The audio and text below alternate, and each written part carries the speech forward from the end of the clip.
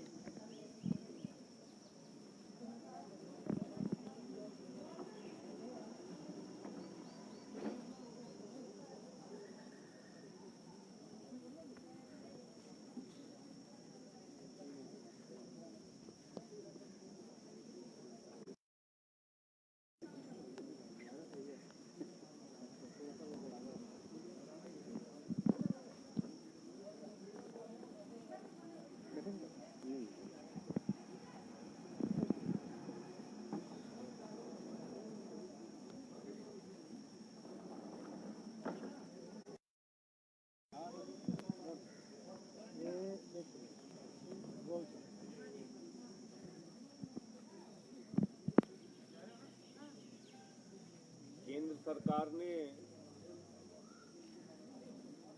दिल्ली में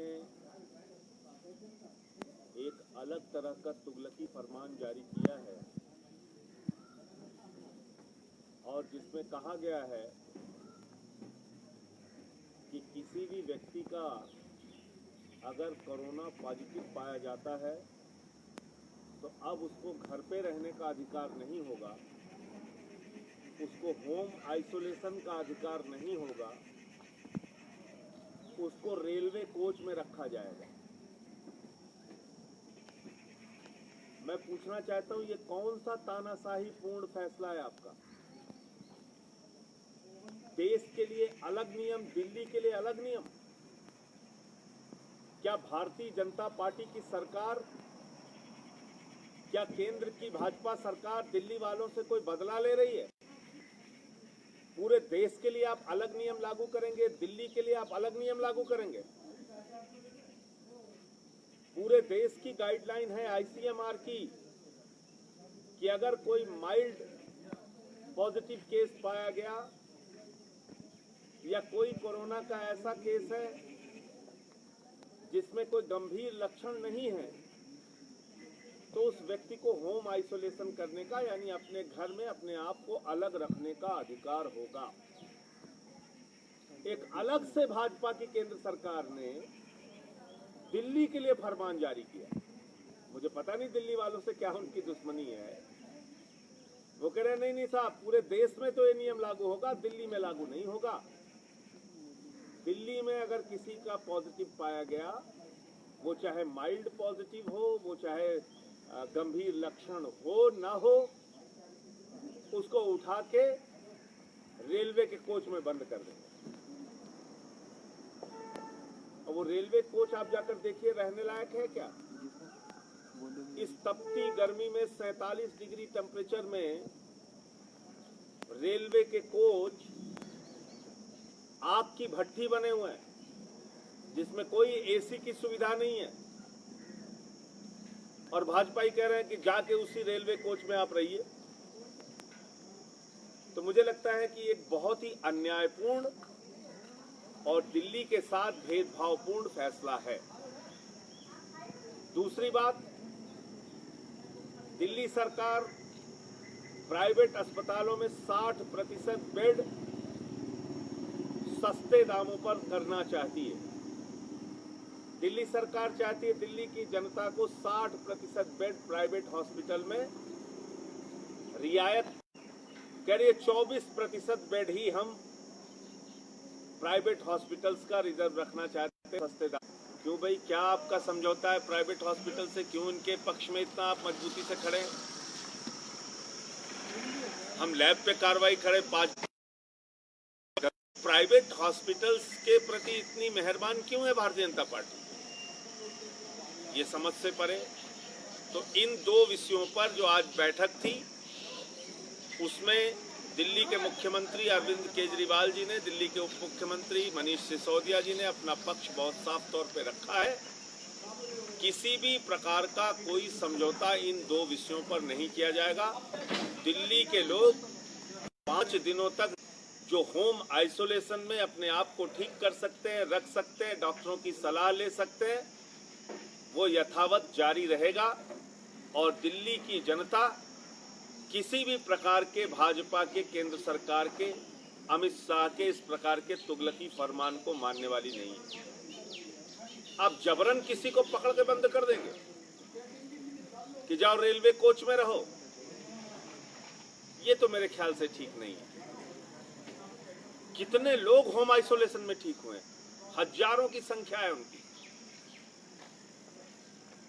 तो अगर आपने, केंद्र सरकार ने खुद ही, आईसीएमआर ने गाइडलाइन जारी की है, तो दिल्ली के लिए उसको आप क्यों परिवर्तित कर रहे हैं? दिल्ली वालों से क्या दुश्मनी है आपकी?